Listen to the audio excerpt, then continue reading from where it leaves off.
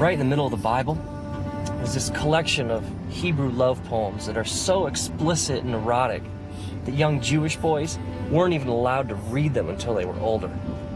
Now, Song of Songs gives us like a picture, a series of pictures of the relationship between a man and a woman. The joy, the struggle, the complexity. It's almost as if the love that this couple is exploring has a life of its own. The woman says several times, she says, "Do not arouse or awaken love until it so desires." It's almost as if she says, whatever this is, it's so good, it's so beautiful, and we can't do anything to mess this up.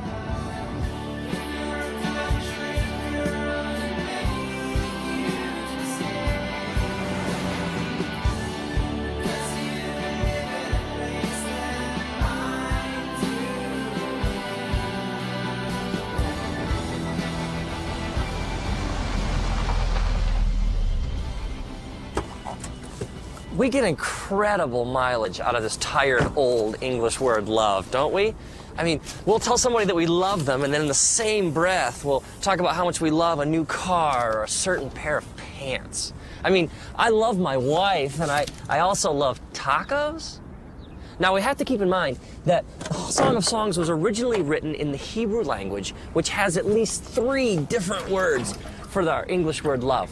The first word we find is the word raya. Raya would be translated literally as like friend or a companion, somebody you hang out with. We might even translate it as like the word soulmate.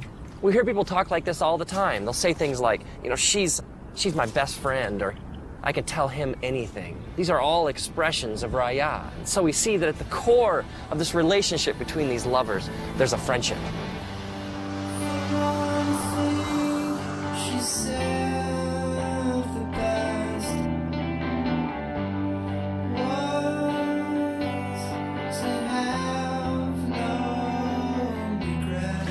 Another Hebrew word we find for love is ahava.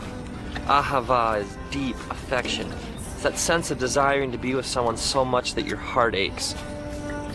Ahava is when your mind and your heart are bent towards your lover with such passion and intensity that you can think of little else. Now, my wife and I, we were friends for 4 years. 4 years of raya before anything more happened. And I was living in Los Angeles, and one weekend she came out to visit, so we went out for the first time. And there was a sense of anticipation in the air, this question we both had, is there any ahava to go with our raya? I remember sitting there at this restaurant in Santa Monica, a couple blocks in from the ocean. I remember this feeling came over me, that I'd rather be here with her at this moment than anywhere else in the universe.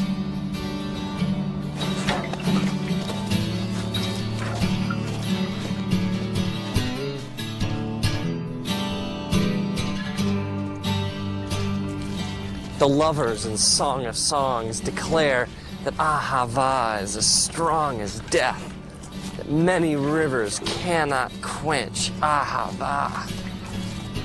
Ahava is love of the will. Now, this is way more profound than fleeting romantic feelings. This is much more than like temporary urges.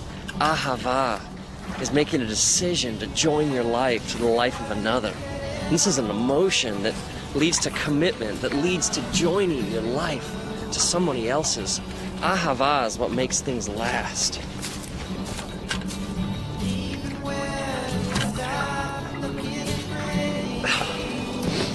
Maybe this would help. Let's think of these loves, these dimensions to a relationship as flames. Okay, first we had our raya flame. That's like the friendship, the soulmate aspect of a relationship. And then you have your ahava flame, which is the flame of commitment and making a decision to join your life to another. But there's a third Hebrew word for love that we find in Song of Songs. It's the word dode. Dode is translated into English literally as to carouse, to rock, or to fondle. I think you get the idea behind this flame. This word is used elsewhere in scriptures, like in the book of Proverbs. It says, let us drink deep of dode till morning. And the woman even says in Song of Songs, let him kiss me with the kisses of his mouth, for your dode is more delightful than wine. Dode is the physical, sexual element to a relationship. This is where we get the Greek word eros, which is translated literally as like erotic in the English language. So we have our raya flame, we have our ahava flame, and we have our dode flame.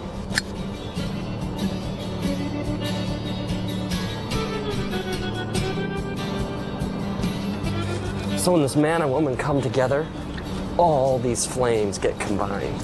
Now Jesus talks about this idea of entire beings coming together. He uses the phrase one flesh to describe this connection between a man and a woman. Now this one flesh is way more than just a physical act. I mean, it's emotions, it's hearts, it's minds, it's experiences. It's the mingling of souls. And so this coming together physically becomes a picture of a deeper spiritual reality.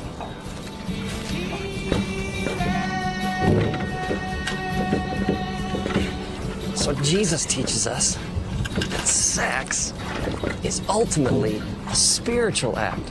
And that something so beautiful, something so powerful was meant to endure forever.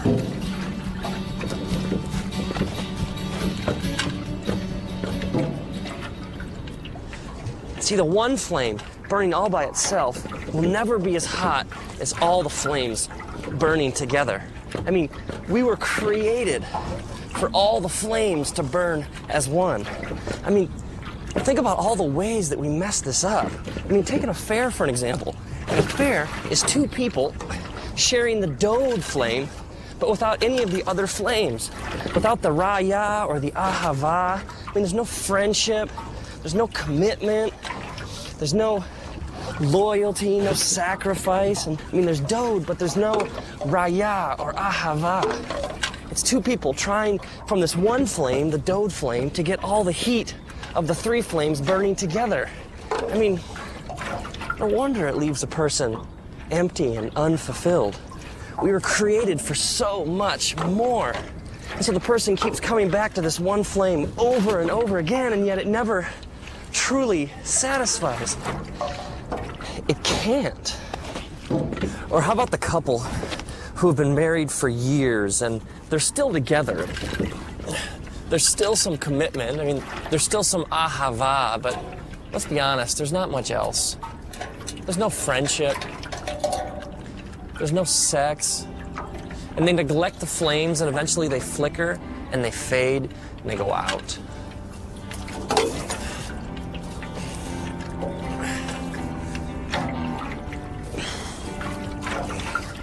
When you separate the flames, it can never really satisfy.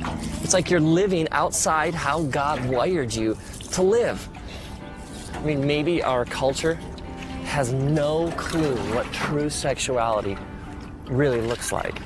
Maybe the world around us, when it comes to sex, just doesn't get it.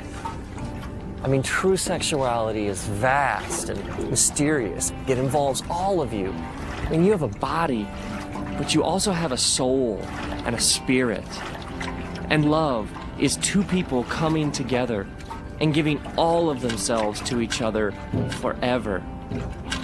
And now, may you honor the way that God created you. May you have a profound sense of respect for the fact that you are a deeply spiritual and mysterious being, and that love is ultimately a profoundly spiritual thing. May you realize that the three flames are meant to burn together, and may you discover the big flame.